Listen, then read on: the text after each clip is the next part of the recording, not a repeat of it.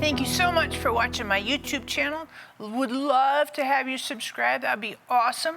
And we're continuing our series, What Do You Need? Last week, I kind of launched into this series, and we're looking at John chapter 2, verses 1 through 12. What do you need? And this is a story of the wedding feast at Cana of Galilee. And it says in verses 1 and 2 that Jesus with his disciples were there, as well as his mom.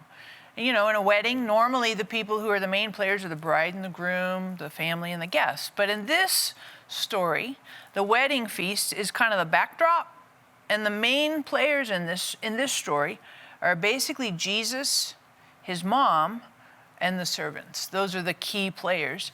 And it's interesting because need, when we think about need, you can probably identify some needs in your life. I need time, I need wisdom, I need money, I need a job, I need employment, all these things that we need. We need strength, we need self-control. I think you could probably identify a couple things. Maybe you need coffee in the moment. That's always a helpful thing. Some of us who don't have good resources, we might need better food. But really, family, we need to think about what we need, because need is the springboard opportunity for some amazing conversations with Jesus. And I want to bring this to your attention because Jesus and his mom, all these people were at a wedding feast, and they ran out of wine. There was a need for wine. So Jesus' mom says to him in verses 3 and 4, the wine has run out and they need wine. And Jesus says to his mom, woman, what does that have to do with me? My time has not yet come. So it's interesting because they're at a wedding feast. And the way these wedding feasts go at this time in culture history, they invited, this town, a lot of people, and they all show up. And they're supposed to provide, all the festivities and the feasts and all the food and drink, all that stuff to go with the party, the wedding feast. And I've looked at this, and some commentators say that if you ran out of wine or proper, party stuff, that some of the guests could even, at this time in history, could even take the host and the bridal, whatever, you could take them to court and sue them, in essence, legal proceedings, for not having adequate provisions for the wedding feast afterwards. And I think there was an expectation that if I come and I bring you these gifts, these presents, you need to also say thank you by having an adequate, ample wedding feast. So when they ran out of wine, that's, for me, I would just think, oh, that's just embarrassing. You have a party, people come over, you run out of, chips or whatever, send somebody to Walmart, grab a couple bags real quick. But it's not quite like that in this situation. This need was not just an embarrassment, but it had potential to be very, very difficult and very destructive, if you will, degrading for the wedding party, the bride, the groom, family, all that, because they had run out of wine. So this need, it was a big deal. It was a very, very big deal. And so I appreciate that Jesus' mom brings the need to Jesus. And I think it's very important for us to consider this, because I mentioned it last week. Sometimes I don't think we bring our needs to Jesus. For myself, I talked about how I have this do it myself mentality. I don't need any help. Do it myself. Or sometimes we might think, I'm not going to bring Jesus that. It's too small, or, I can fix it. Or, sometimes I think we don't think of Jesus in the immediacy because we're like, well, just go to, and how do I, and we get on Google, or get on YouTube, I need, and we got all kinds of resources available to us. But family, I just think it's important for us to include Jesus, a conversation with Jesus, in our needs. And needs, let's not just think in terms of needs as in I need money, but let's think in terms of need in a variety of ways. I need wisdom. Some of the conversations you might have with family members, your kids, your husband, your wife, your parents, maybe some coworkers. Maybe you have to do a group project for a school assignment, and you have to have these interactions with people. And sometimes some individuals are difficult for interacting with. You're like, well, they don't talk enough, they don't carry their weight, or they're disrespectful, or all these things. And I think if we're not careful, we can get go down the rabbit hole of thinking they're the problem or that's the situation, da da da da. But I want to encourage and challenge you that instead of getting kind of obsessive or kind of dialed in, pigeonholed on the need, let's bring that to Jesus. Because if you focus on the need, it can grow and get bigger and bigger and bigger, at the minimum in your own thinking.